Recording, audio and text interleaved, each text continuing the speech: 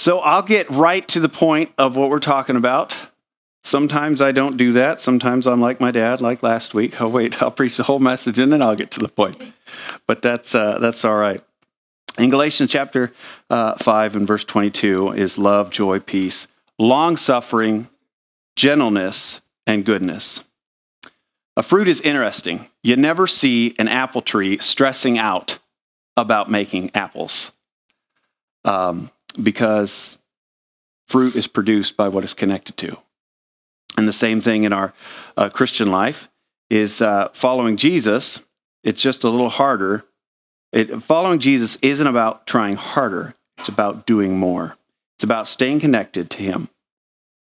When God is working in our hearts, he starts showing up in the ways we live, and some of those ways is the fruit of the Spirit. And we're talking about long-suffering, gentleness, and goodness tonight. You've probably heard somebody say, I'm just going to be brutally honest. A lot of times that's another way of saying, I haven't learned to be kind yet. But anyone can snap, anyone can lose their cool, anybody can fire off a comment online, but the Spirit shows up in the way we respond to people. So that leaves us right here at our one fruit tonight. Long suffering. How long can you stay Christlike? So the Strong's definition, and I'm going to try not to murder this, how it's pronounced, but in the Greek, in the original Greek, it's makrothumia,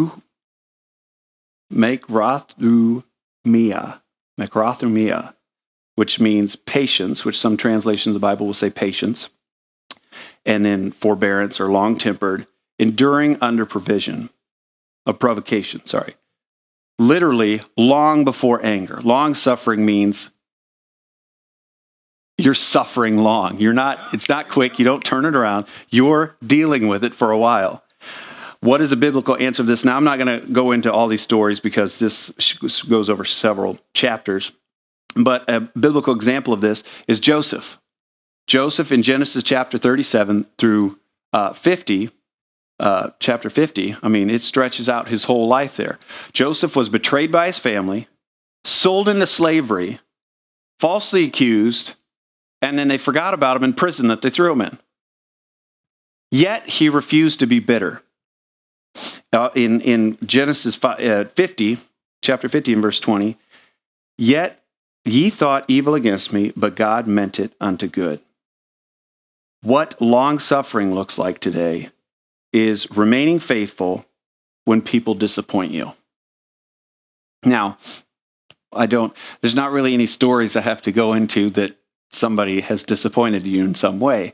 You ask somebody, let's say on a job, I'll use Brian as an example because he works with me. But if I ask him to go get something and he brings me back the wrong thing, I can be disappointed in what he did.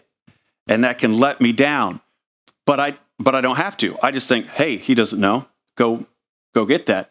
What would that be? That would be long-suffering. That's what long-suffering looks like in practical application. We're not cutting short. No, you dummy, you messed up. You need to go get the right tool. No, it's that patience. Staying loving when someone is difficult. I know with the Watsons tonight, they're going to be tested in a lot of these things. And it seems that when you start to dive into the Word and start to pull these things out and start to educate yourself, it seems that Satan will attack more and more in these specific areas. And then we're surprised by, why is this attack happening? And it's because we're exposing him for what he is and what kind of trouble he causes. But staying loving when someone is difficult. Refusing to carry bitterness. Again, we see, Joseph. He did not become bitter at his family, even though he had what we would say every reason to be. It's bad enough that your brothers got you sold into slavery. Then then all the stuff that happens to him, and then he's thrown into prison, and then they forget about him completely. I mean, it's just one thing after another, and it can just compound and stack and stack and stack and just get worse. Continuing to trust God when people fail is what we need to do.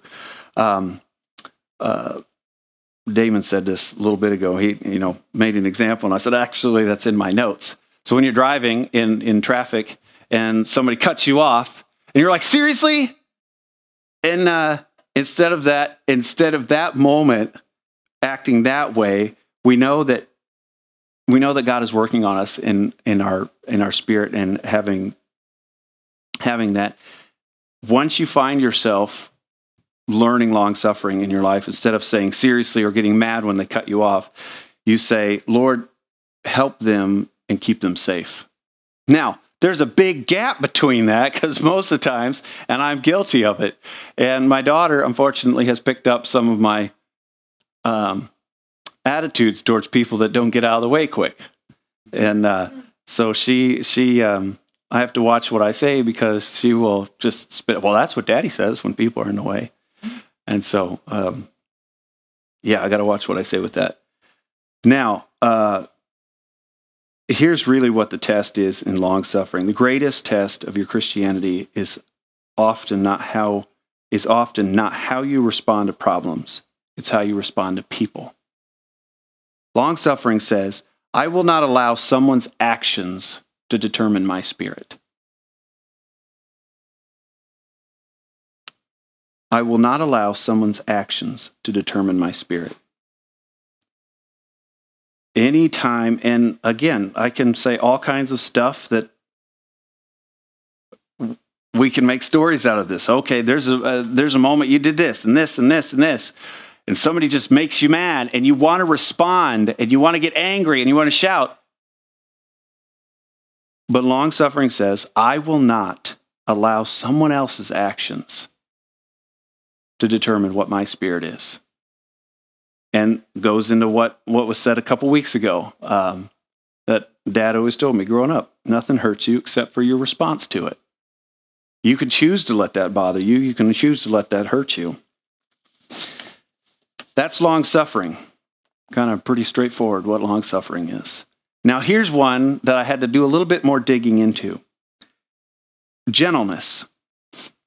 Now, when we see gentleness, we immediately think gentle. Okay, you pick up a little baby very gently, and you hold it very carefully, and you're very gentle. That's not what this means. Now, I looked it up just a little bit ago just to double check myself. The word gentleness in this particular passage is translated satris in the original Greek, which means moral excellence. So it's not gentleness as in, I'm going to be gentle with you. I'm going to hand you this very carefully. It's moral excellence, what we would call integrity.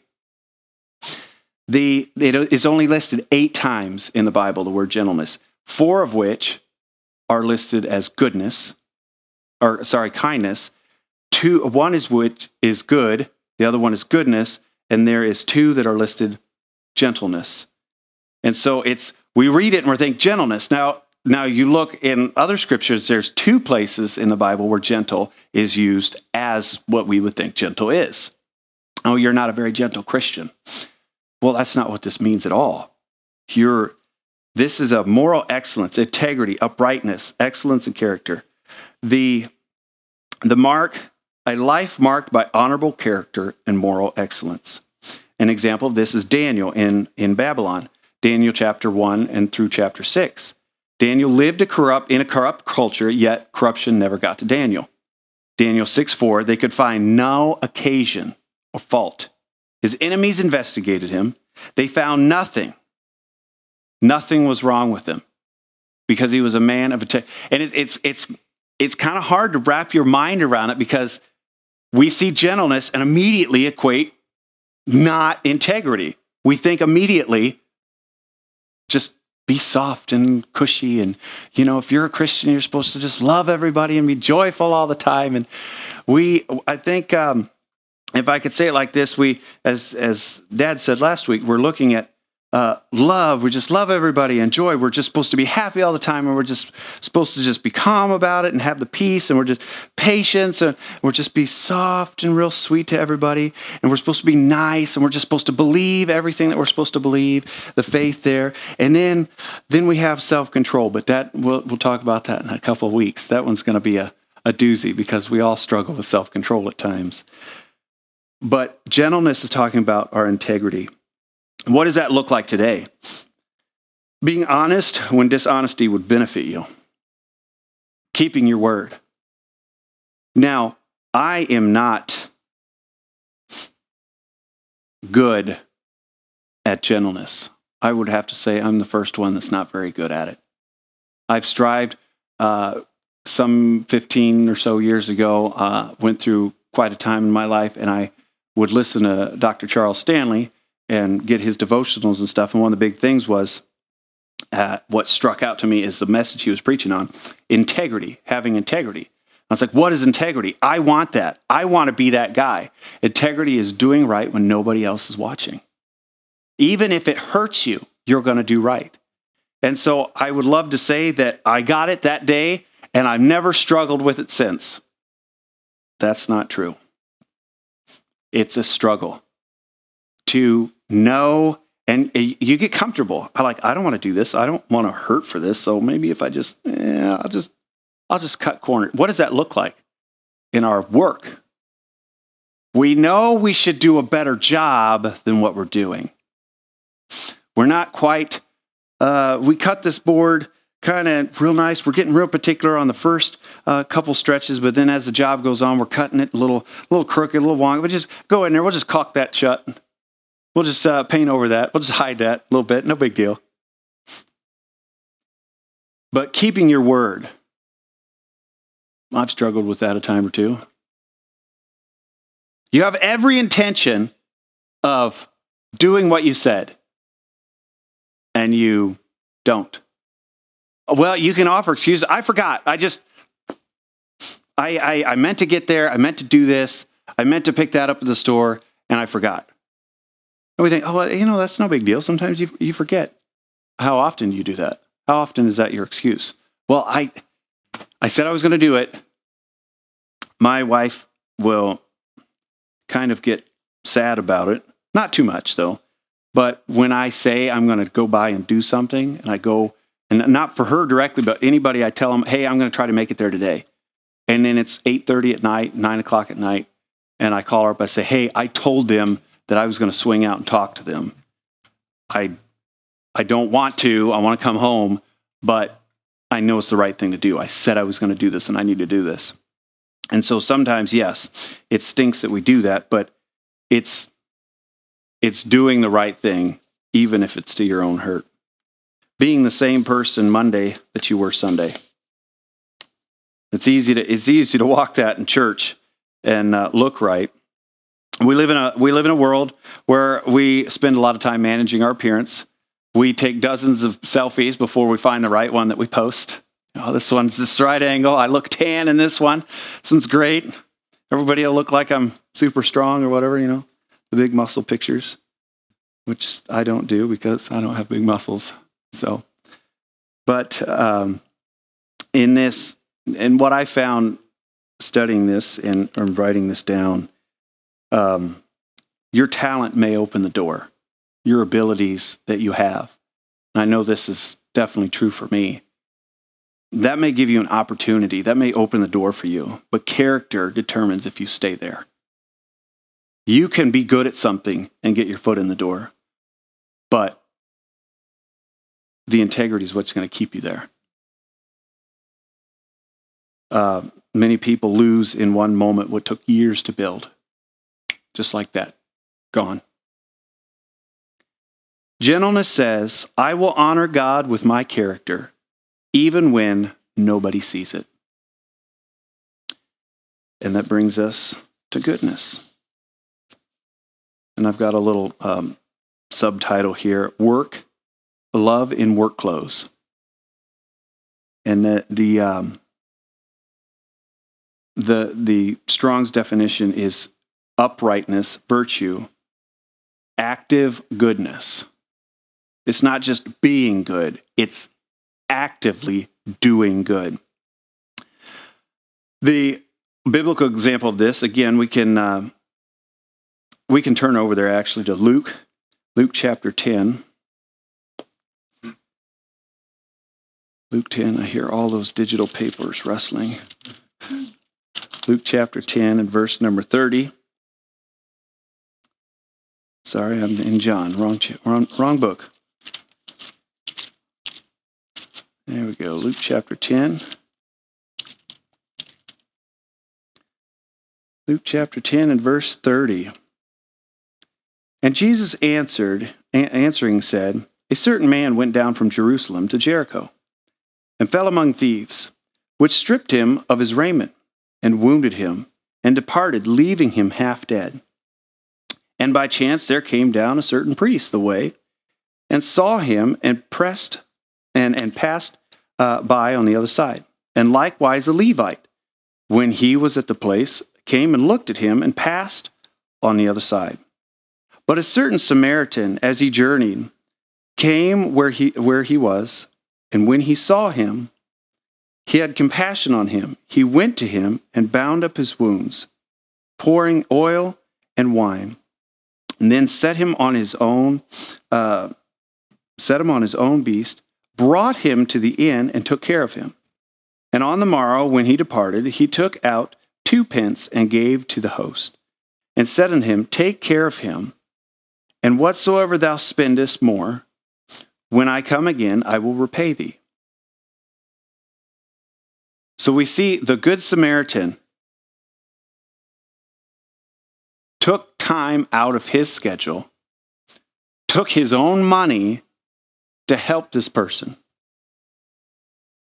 The priest saw the need, the Levite saw the need, the Samaritan met the need. What goodness looks like today. Helping someone without recognition. Giving without applause. Serving when it's inconvenient. Looking for opportunities to bless others. Have you ever prayed, Lord, use me? And the opportunity shows up and you're suddenly busy? Or it's not convenient right now, Lord. Sometimes we want God to use us as long as it doesn't interrupt our plans. The Samaritan was willing to stop what he was doing because someone needed help. Many Christians are proud of what they don't do. But goodness asks, what are you doing? Who are you helping? Who are you serving? Who are you encouraging? Goodness says, if I have the opportunity to help, I will.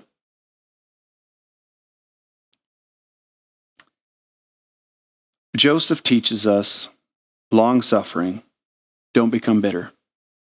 Daniel teaches us gentleness, maintain godly character. The Samaritan teaches us goodness, do something for someone else. And the real test is long-suffering asks, how do you respond when people hurt you? Gentleness asks, who am I when no one is watching? Goodness asks, what am I doing for others? The world has plenty of angry people. The world has plenty of hypocrites. The world has plenty of selfish people who desperately need is believers who display the fruit of the Spirit.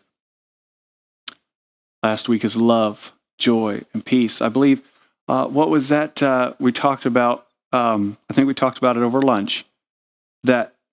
No, you said it in your message last week. That love, joy, and peace deals directly with our relationship with God. Now, yes, it is the fruit of the Spirit, and we can grow these things. But then long-suffering, gentleness, and goodness deals with our relationship with people. It's interesting. If you do much studying in some things, you'll find that the 10 Commandments, what was the first? Was the first 5 deal with our 4? The first 4 deal with our relationship with God. God always takes care of the relationship between us and him first. And then, I love what the preacher said one time. He said, the one thing I love about the symbol of the cross is when we have this relationship between us and God, then these relationships horizontally will work better. So when we line up with what God wants in our lives, when we line up with what God says, then our horizontal relationships work a whole lot better.